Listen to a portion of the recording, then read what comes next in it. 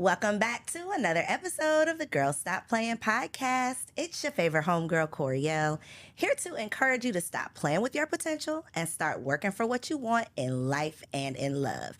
You already know that I believe you can make the money and get the honey.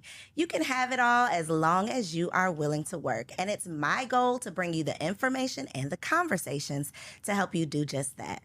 Now, before I introduce you to today's guest, please make sure that you are subscribed to this channel, like this video, and get ready to comment below and let us know something that you are taking away from today's conversation. Now, you know that we are in for a treat whenever we have the opportunity to have a healthily, I don't know if that's a word, but this is a happily, healthily married couple that we got in the building. We have Mr. and Mrs.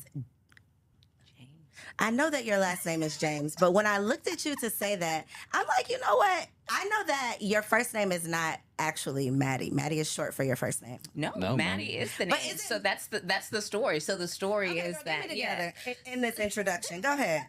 So the thing is, I think Maddie obviously is like a nickname for so many people, and it's spelled with an I-E. So a lot of people think it's a short name. My dad's name is Matthew, so obviously they call him Matt.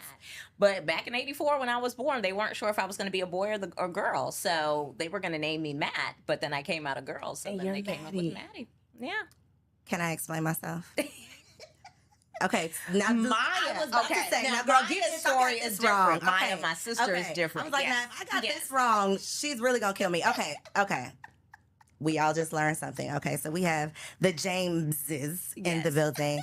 Maddie and Chris are here. Y'all welcome. Hey, Coach. Hey, how you doing? I'm excited to talk to y'all. It's always a treat when I can have a couple in the building because, you know, it'd be pulling teeth to get these men down to the studio. But Chris is in the look at his face. Look at it. Pulling. Why the husbands? We were so excited to see you. I am glad. We saw you guys. Look, and the men, I'm like, y'all men need to get like a support group or something. A husband, father, manly man. They need to like have like more like guy strips and stuff. Like they really do because We're working on it. Yeah, Me and the men behind the scenes, we're working on it. Yeah, it's He's the like thing. part of the men's group at his church, which is so great because it's like all of them are like in the same walk of life. Yes. You know what I mean? Because like even our pastor's a millennial with small kids, so like all of them can relate to each other. And that's the thing as we like go through these life transitions. And like you mentioned, we saw y'all. I had a baby like a week prior. No, literally, you were outside. Girl, I could not wait to get outside. Okay, you know, I was like in jail, like in a jail cell, crossing off on the calendar. I had crossed off that last day. Okay, and I was ready to get outside. But seeing other people, probably like the look on our face was just like somebody who understands what is happening. Anytime I see a mom, it's just like, this is real ghetto. Anytime we're together and we see a couple, we're like, man, how are y'all doing it? And I think it was one of those moments like, y'all have 3 kids. Yeah. What is happening? Yeah. So let's start there. Yeah. Y'all have 3 children. We do. Yeah. How? Tell the people how old your children are and then just like how is life lifing? So we have 3 kids, 2 girls and a boy, Mesa, Caliana, and Christian. Mesa is 8, Caliana is 5, and Christian is 3.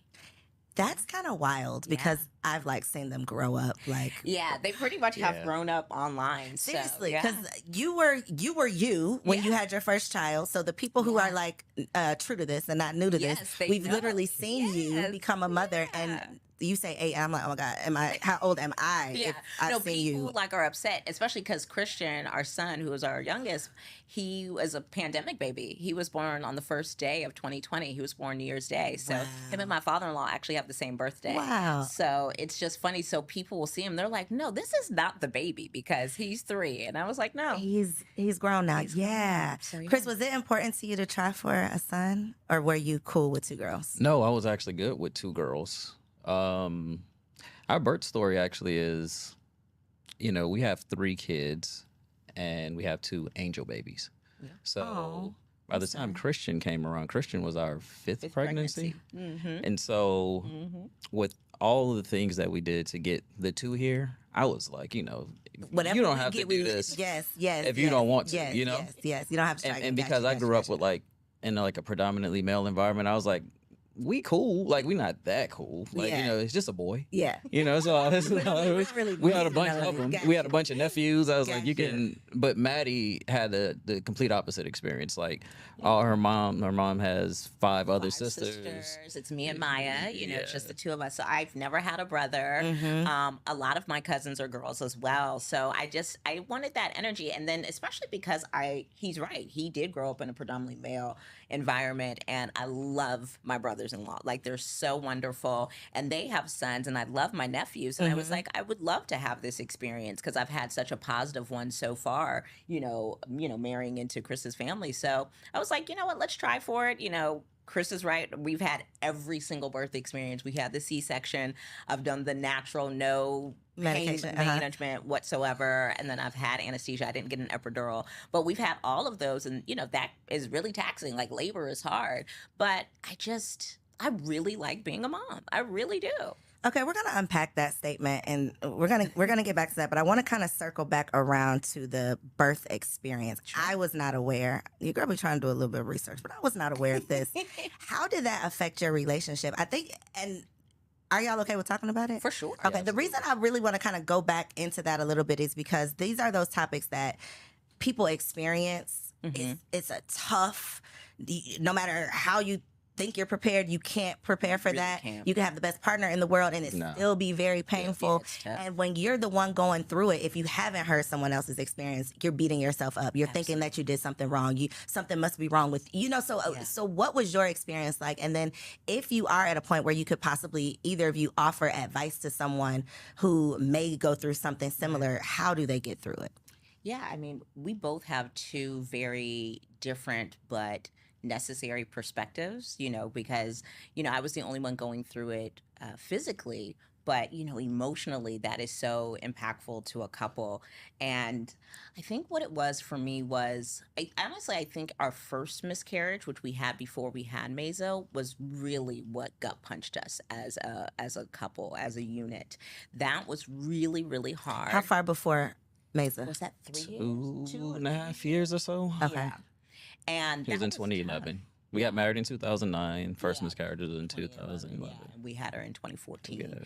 And it was just hard. It was physically the hardest thing I had ever done. It was really, really hard. And of course, you know the concept of a miscarriage. You don't ever expect that it'll be you. It's actually very common, which we learned later on, but you just don't expect it. One of my favorite things about my husband is how honestly, how anointed he is, how he just gets the word immediately, his relationship with God. It's definitely helped me grow in my faith. But it was the first time I had ever seen Chris question God. That is how much it rocked us. And it was just tough. And then we didn't talk about it. We weren't in therapy at the time. We didn't talk about it. So it was that thing we swept under the rug, and then we started tripping over the rug, And so we did get to a point where we did end up getting pregnant, had a healthy pregnancy. The labor was pretty traumatic. I ended up having an emergency C-section, lost a lot of blood to the point where they wanted to give me a transfusion. I was like, baby, it's between me and God, so no thanks. And that was a lot. And then probably about 1.5 years later, we got separated. And a lot of that was deeply rooted in not unpacking. The unhealed. We were depressed for literally 4 years? So we spent a good 5 years in like a active depression. Yeah. It was one of those. What does that look like things. From your perspective, Chris? Like personally, and then your perception of what Maddie was going through? It just looked like work. I realized that my coping mechanism was working more. Like I always thought I could just work my way out of things, right? Physical labor, right? And I've always been a fairly introspective person, but what I learned on the back end is that I had to do more of the mental and emotional and spiritual work because, like Maddie said, I really did. I started questioning faith, and even to the point where I lost faith, right? Where it just didn't seem like it served me. And, eventually you realize that that's not you that has that idea. But, that idea comes from an enemy that's trying to get you further away from where you're supposed to be. But yeah, like Maddie spoke to the first one, it was it was just one of those things where you know, looking back on it, you're young, you don't know. It's a trial that you have to go through where it's like, you know, I did everything right. Right? Why me? How could this happen to me? Why me, right? Like, I'm the person that, like, I love you, tried though. to color inside the lines. Yeah. You know, try to color inside the lines, try to do the honoring the parents thing, you know, take care of my responsibilities at home and in the world, you know, approach the world as a responsible citizen. And it was just like, man, why me, right? And so you realize once you enter into this club, you know, of Miscarriages and the Angel Baby Club, that it's a pretty big club. It's a huge club. But it's one of those things that we don't talk about until you get there. You notice that, you know, when you come across people, it's just the silent acknowledgement. It's the, oh yeah, I've been there. And one of the things that really helped me get through it is that once we started to seek counsel on it, my spiritual counselor, my pastor, he had gone through it too. And the key takeaway when we went to individual counseling and marriage counseling and couples counseling while we were trying to, you know, get our stuff together was we didn't know that you were supposed to allow for the grieving process, right? When you go through it medically, you know, the medical profession has such like a jaded approach to it. It's like, yeah, this happens all the time. You know, like an in and out, a procedure, not a person. It's totally that. Yeah. And it's not something that they really consider that you have to labor with that entire process. They're just like, you know, physically you're okay, try again. That's pretty much what they told us. But emotionally, you have to go through a process, you know? Right? And it's not just you who's going physically through it; it's your partner as well. That's the part. And that was really, I mean, that was a big revelation, I think, for me in counseling for us in therapy. So, had y'all gone to therapy? Had you gone to therapy like premarital or pre any of this or post? Was that like your first time going We into had done premarital, but once we got married, we had never done therapy until we got separated. Yeah. So what was immediately prior to the separation? What was like the final straw? I just think everything. I think everything just came together. It'd be like, you know, arguments. It would be, you know, focusing on work instead of each other. It would just be like, it just was, we were literally not ourselves. We were just like, it was like we had masks on. We were like not ourselves. We got caught up. Like we got too deep into our coping mechanisms, right? And because of our personality types, what ended up happening is because I lean introvert, I just got within myself, right? And then Maddie is extrovert, like textbook extrovert, so right? I was just doing so much. Yeah, I was just all over the place, moving, doing work, trying to just. But you had one child already. Mesa was about, and so. Yeah, when we got separated, she was about 2. So I, you know, I lost myself in like the work of just like being a dad and securing this one, right? Because I had felt when we had the first one, it was like we had the first miscarriage.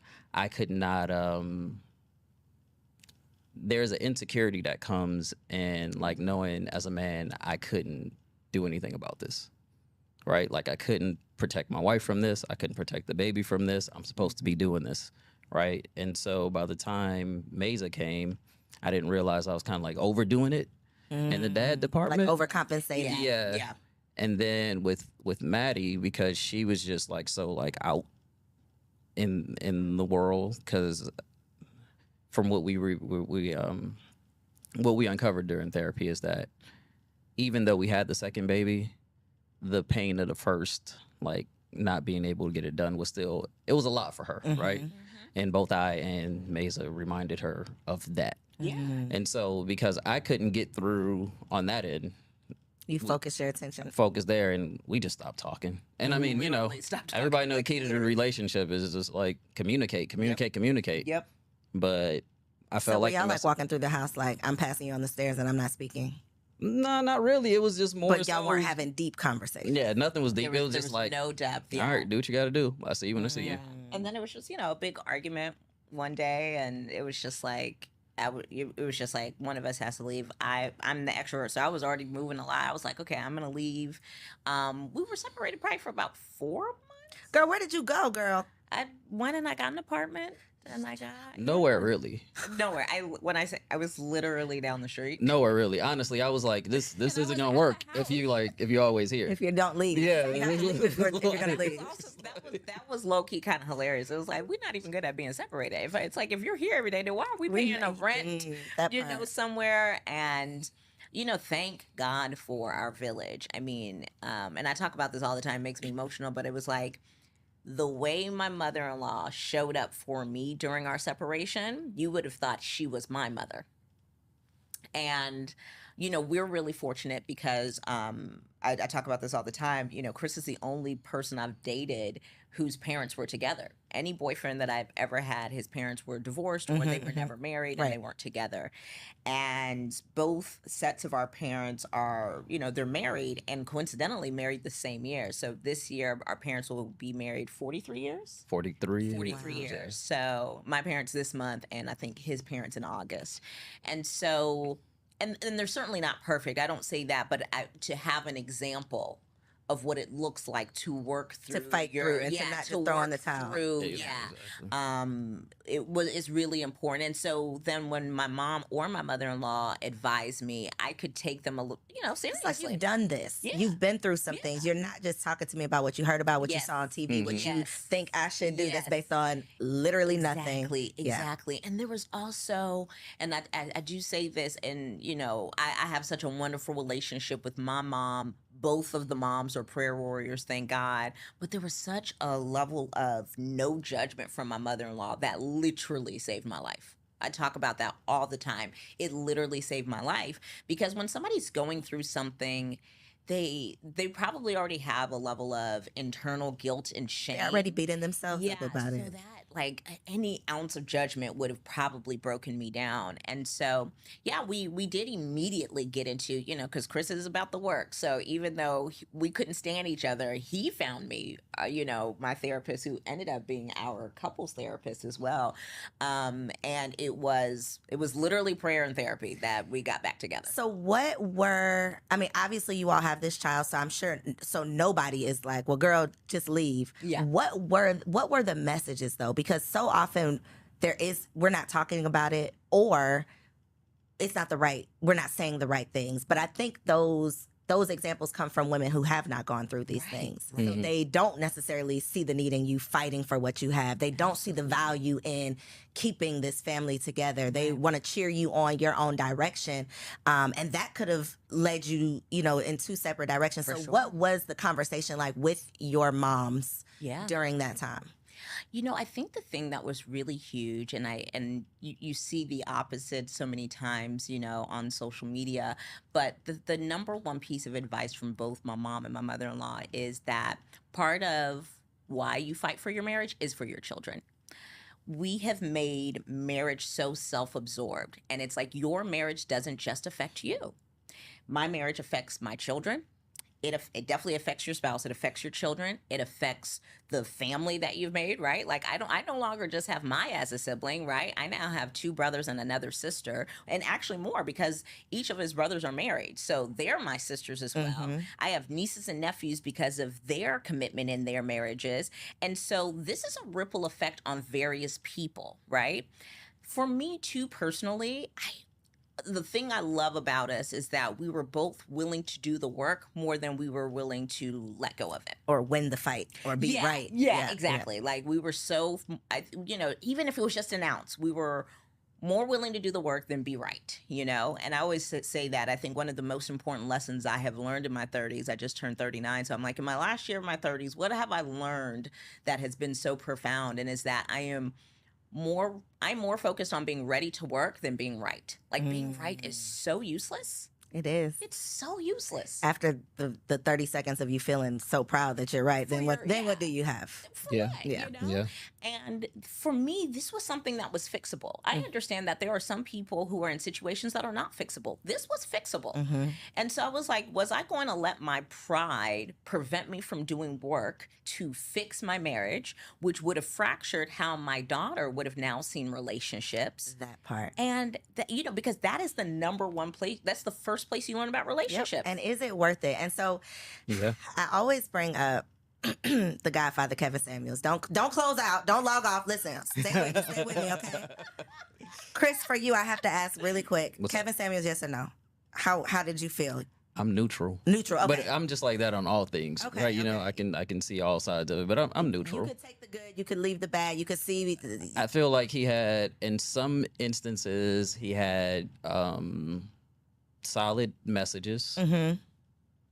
His tone and delivery was off a lot of times. A lot of times. You know, like if you're really out here trying to help people, you can't be like the helper and the shock jock at the same time. And that was his issue. He was, you know, trying to help people in an entertaining way. It wasn't always entertaining. He was like, sometimes it was just me. Yeah, sometimes it was just me. The problem was if the entertainment is discouragement, that's where.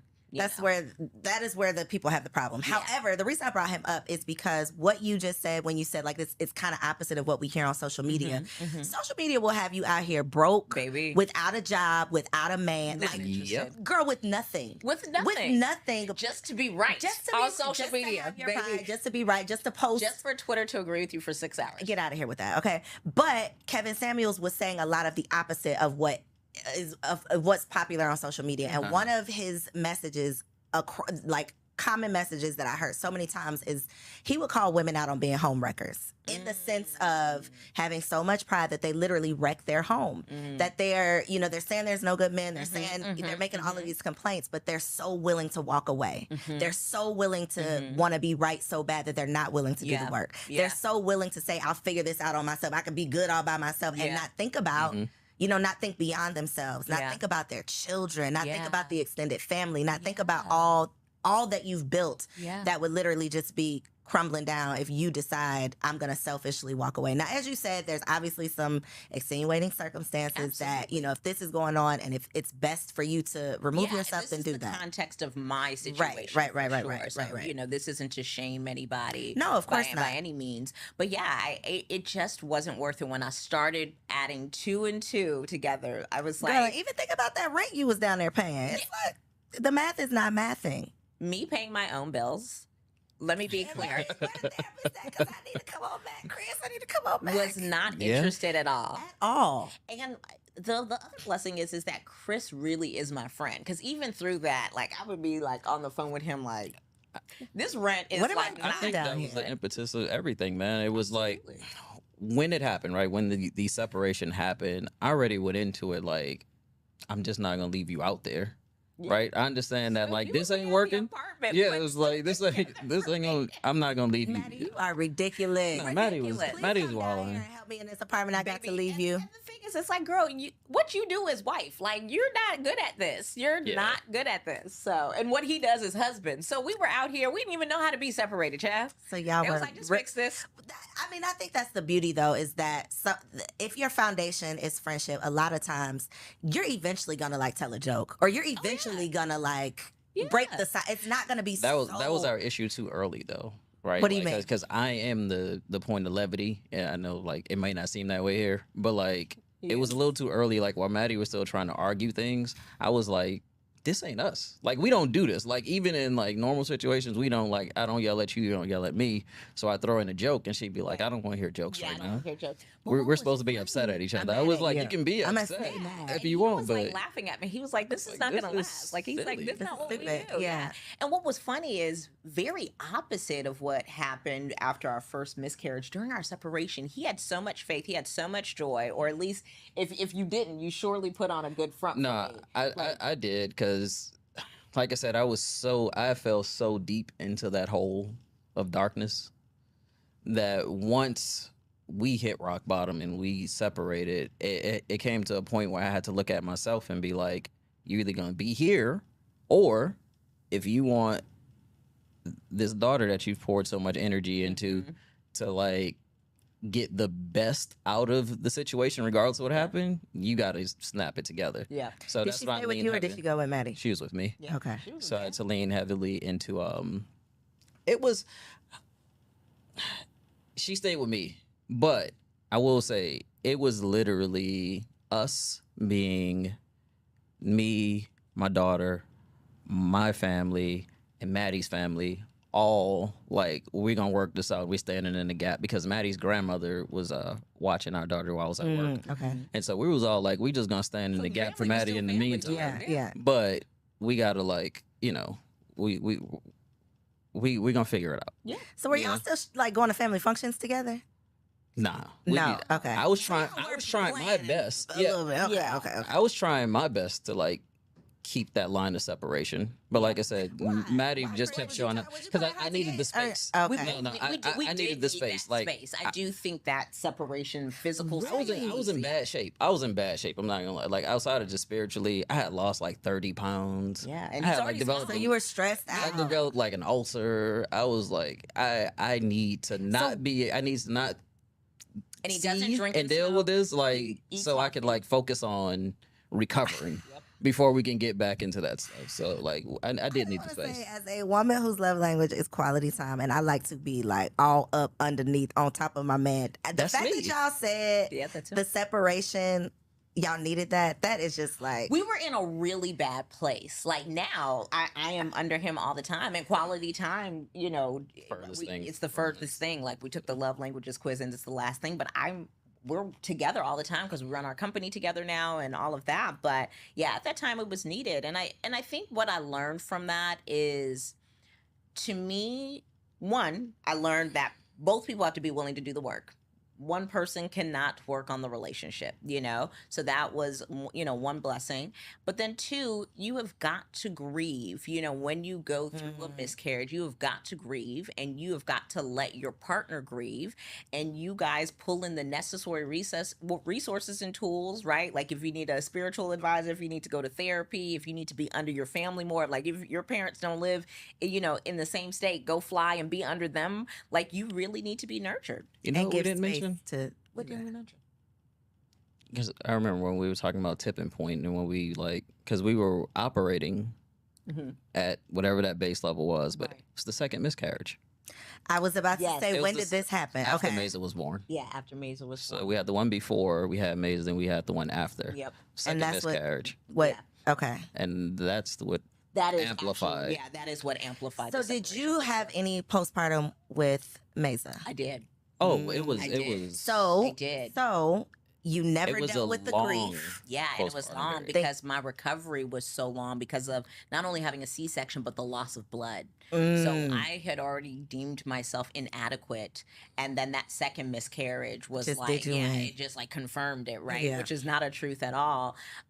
Only to have 2 kids later, right. But yeah, I think that was really, really hard, and I never dealt with that. I never dealt with So that. even the second time, did you all try to deal with it the same way you did with the first? Yeah, we which was just like- stayed busy. we were worse off. Yeah, we were already worse Because off. we never dealt with it the first Yeah, time. and now you have a kid, so a lot of your energy that you would have spent to even get over that is now being poured into a child. So much Yeah. to unpack here, because another thing that we don't ever talk about is the impact that becoming parents has on your partnership, even the best partnership. So you all were kind of already operating below where your norm, because you were dealing with the residuals of Yep. this first miscarriage. Then you become parents, which It's so is tough. supposed to be a blessing, right? Yeah. This is the blessing. You have successfully made it to the finish line, but Yep. then that blessing comes with so much too. Yeah. So Sleep that's even a deprivation. whole thing of like, I don't want to feel ungrateful Right. for Right. this Right. blessing. Right. Right. But But I'm you're hurting. human. I'm hurting. I'm That's hurting. Right. It's And I don't know why. Yeah. And that's what depression is, right? Like I feel this weight and I do not understand can't why. get it And off. I can't get it off. Yeah, I can't shake Yep. it. I don't Yeah. feel like myself. So not only do I not feel like myself, I don't feel like your wife. Yep. Because I'm not even me. So I'm not if even I'm not me. even me, how Yeah. can I show up to be my wife? depressed. And I'm now I got to be a mama. I'm Yeah. breastfeeding. I'm like, Girl, I don't even care. Yeah. don't even bring the boobs into the Yes. situation, because Yes. you are literally pregnancy is a prison.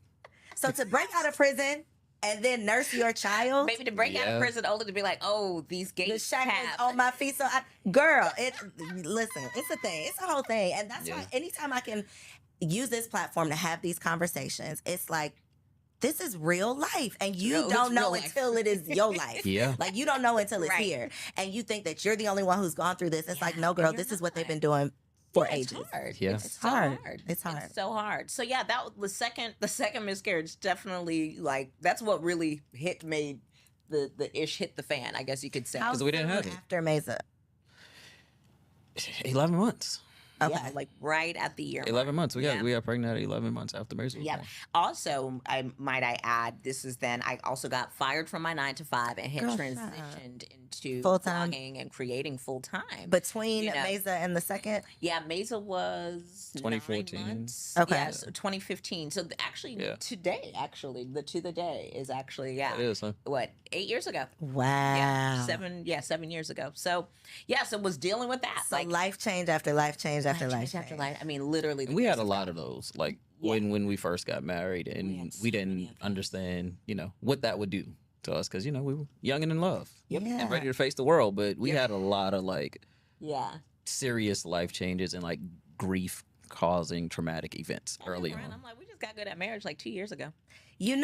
Because it's so tough adulting just by yourself. Yeah, it is. And imagine having to like come home and see this person. I mean, y'all can imagine. Let me look at y'all. Imagine having to come home and see this person while you don't even know who you are every day. I mean, that is tough. it's inexplicable, which is wwhy anytime I can talk to somebody who can relate, I'm like, y'all, how are y'all doing it? What is going on? Yeah. So did you feel like once you shook off, like you got back together, you're no longer separated, you have like a new lease on life, you all get pregnant again. Yeah. What was your experience like with Caliana?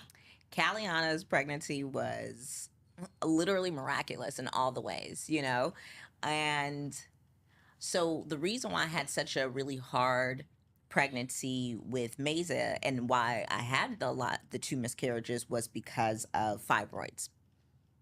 I had 3 very large fibroids. I've always been petite, but these fibroids were pretty massive. Did you know you had fibroids? I did. Okay. I did. Once we had the first miscarriage, I think that's when I found It was the out. first, the that's when first we time. identified it. Yeah. So one day, I write about this in the book. One day I go for, I think it was right when we hit 3rd trimester with Callie. We go for the ultrasound or whatnot.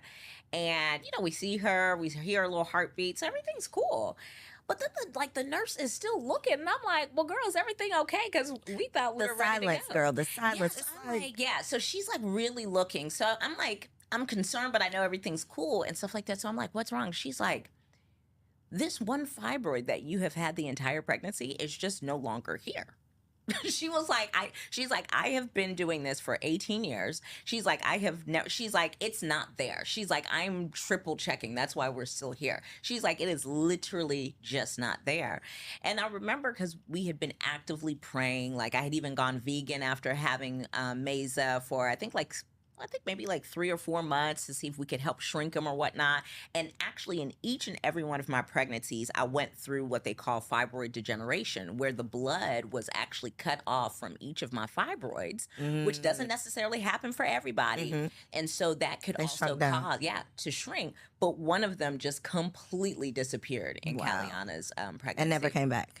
Never came back. I didn't realize that fibroids was like ruining lives out here like this. It's really ruining lives. So you said you found out when you had the first miscarriage, but your whole entire life, when you got your annual exams, when you never first got pregnant, nobody said nothing. That Nobody is so has crazy. ever brought that up. And then when I started bringing it up to like my mom and stuff, like she's like, "Yeah, your aunt has this," and I'm like, "Why we ain't talk about this again? Why is this a secret? Why is it a secret?" And even when we started having those conversations with doctors, and they were just like, oh, yeah, this is normal. This is what Black women deal with. Black women have, and this is what you have to deal with. And then talking about the options behind it, and it was just like, and all the options are always surgery. Yeah. It's like, oh yeah, you just cut yourself over. Oh, you can have a hysterectomy. Yeah. So I had Nicole Gardner Scott here, and we talked about her experience, which she didn't have a miscarriage, but she had a very hard time getting pregnant because of the fibroids, had the surgery. Just the experience of it. She didn't know about it. Talked to her mom. Her mom's like, it's just this whole thing.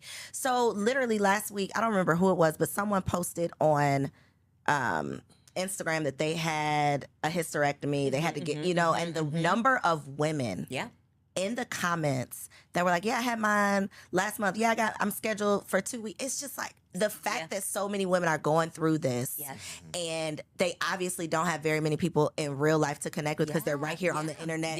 Sharing with strangers over this traumatic thing that they're going through. I didn't realize it was such a thing. Yeah, me neither. Until like, I was very open about it, with my mom and my mother-in-law and stuff like that, and just starting to talk about it. And we did thorough research about it because I was like, I do not want to go through what I went through with Mesa. Postpartum or anything like that. I had even researched like placenta encapsulation. I was just like, because I was like, whatever it takes for my postpartum to be great. Yeah. I think I didn't have postpartum depression with Callie or Christian. I remember with Christian, that was like the most energy I had ever had. I was like, how did it show up? How did your postpartum show up? Because I think that's the thing too. And I say this all the time. I think people be laughing at me, but I'm serious. Before I got pregnant, my thought of postpartum came from like an episode of ER when I was a little girl. It was like or Law and Order, like if you have postpartum, you want to hurt your child, you want to hurt yourself, and that's postpartum. That's it. It is such a range, and most people, I'm willing to say most people experience it in some ways, but it shows up differently. Yeah. So how did yours show up for you? I would just be like so spaced out and just think about like ways I could either hurt myself or like physically change myself to like be adequate for Chris and for Mesa. You know what I mean? I would just think about it. It literally felt like a dark cloud over me, and just like it was just in my mind. I just had such dark thoughts about, I didn't really have a lot about hurting Mesa because I was so fractured in my self-esteem and me as a person physically, because I was like, okay, I couldn't carry this one baby, I barely could carry this one, they had to cut her out of me. Girl, that's a whole thing. That is a whole thing. Beating yourself up around your birth experience. It's like, if the experience is not bad enough, what you do to yourself, the inadequacy of it all, the feeling like my thought was, how come my body couldn't do what it needed to do? Right. So that is a whole thing. Again, if you're the only one who's ever gone through it in your mind, then what's wrong with you? Exactly. Would you say that you had any type of, we don't ever talk about this with men, like what was your, I guess, postpartum experience? To be honest, it was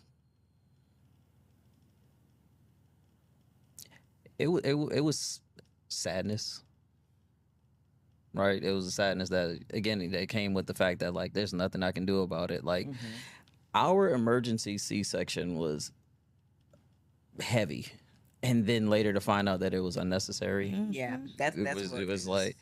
But the way in which it happened, and like, there were some things that happened on the operating table that I was privy to while Maddie was knocked out, between like the conversations that was had. Like, we weren't there, and like, this ain't a human being outside of just being my wife. Like, this is a human being. We just like so callously talking about whether or not we're gonna let her be here or not, right? And then there were just some things that happened on the operating table where I just don't get, like, it's just like, it's very visceral, and that.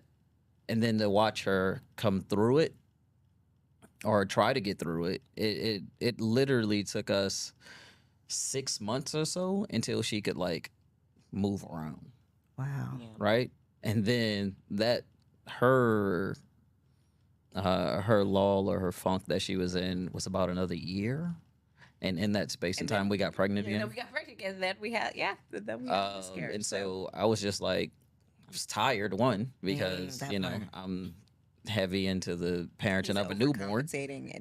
Right? I'm newborn, then I'm at work, and then I check on my wife. And then two, you have, the sadness was just that, like, man, there's really nothing I can do about it. There's nothing that I know about it. Like, I'm a heavy researcher on things, but in this situation, one, I just didn't know what to look for, right? Because, like, what's happening?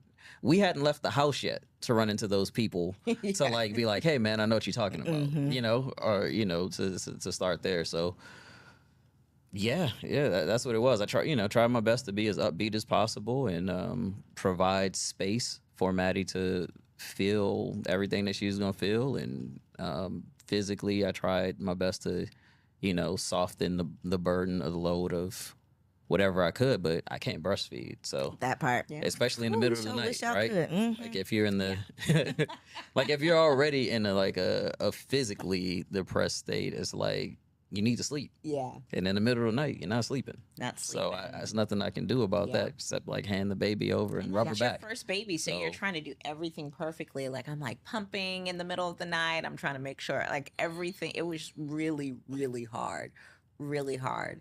But yeah, But yeah, it's really just, I don't know, just balancing that weird dichotomy of like, man, this is really awesome because I have this baby here, and the love that surrounds that and the admiration that you have for your wife for going through it, and I'm happy and all that. There's the joy of that, but then there's the sadness of like the aftermath, And The reality of it Yeah, all. It's yeah. like, it's a lot. Yeah. It is a lot. And I cannot believe that y'all been parenting like this. Like people just been having these kids doing all these things Yeah. for years. yeah, It's not for the weak. it's definitely not for the weak. Marriage It's is not for also the weak. not for the weak. It's just not. It's absolutely not.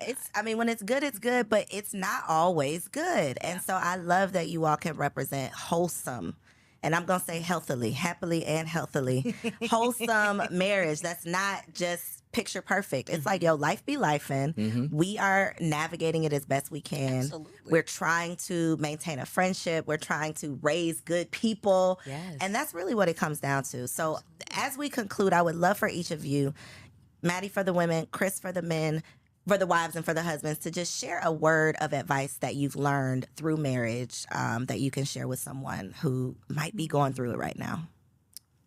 You have something? Anything off the top?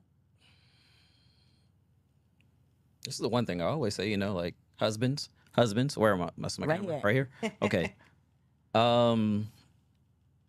Husbands, try your best to learn to speak to your wife's heart, because that's where her baseline of understanding comes from. It's how she feels about what you're saying. You may logically say all the right things. You may fundamentally feel like you're doing all the right things. But if she doesn't feel it, you all won't feel it. So try your best to do the things and say the words that speak to her heart. That's good. Yeah. I think the first thing that comes to mind is stop thinking and doing, right? Stop thinking and thinking that you need to be everything to everyone, because that is literally costing you your peace. And that is literally not your purpose. Your purpose is not to be everything to everyone. That's God's purpose, and He has it on lock. You're supposed to do what you're supposed to do. And you sometimes have to stop and step back and reevaluate what really matters, right? Talk to your husband. What matters to you guys, right? Because yes, what matters to you is important. So I definitely don't want to negate that.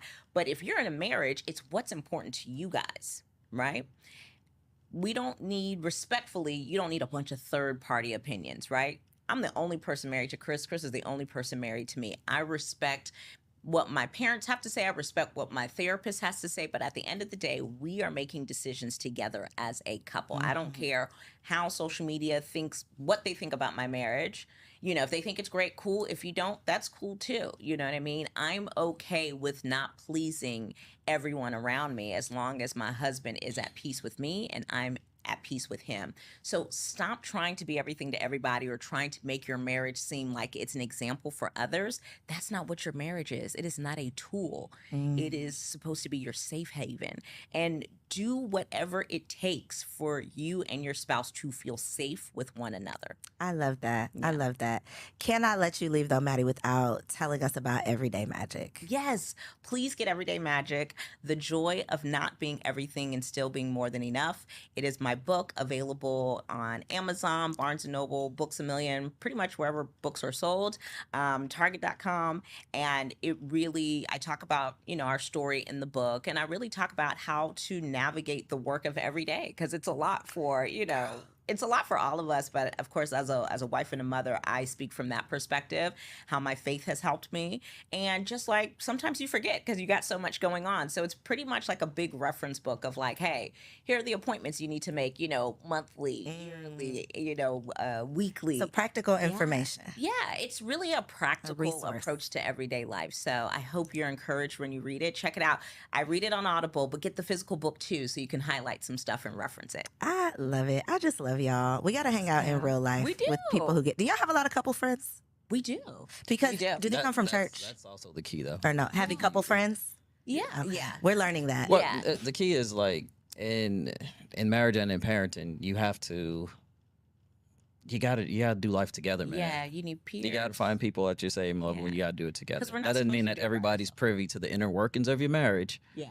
But it is good to have that group village. of people. You always reference that village. The village is literally key. Your birthday, that was the village, baby. I said she was not lying, baby. Look at this village. That is a village. All the time, and I was like, no, y'all, really, the village is not hypothetical. No, it's a real village. But to your question, though, yes, they come from church, but they also come from life. We have some lifelong friends in there. We have some people who are work associates that became friends. So they come from everywhere. Yeah. It's just that I just collect good people. Yeah, it's just that we've made we've made it our goal to just like curate good relationships with people all around us. And really for us, we're like, we want to, at this point in our lives, we want to have the people that are around us, the people that we include in our village, no matter where they come from, they need to all be able to coexist. Yeah.